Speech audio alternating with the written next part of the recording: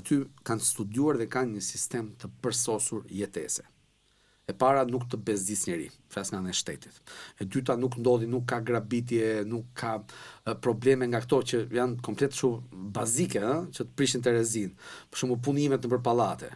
Fillohen mbas orës 10 dhe deri në orën 6 pasdite. Nuk lejohet mbas orës 6. Pjesa e sigurisë absolute. Domethënë me të vërtetë e kanë provuar vetë, lihet çantën mbi majën e kofën, ose vjet telefonin aty nuk ta prek njeri.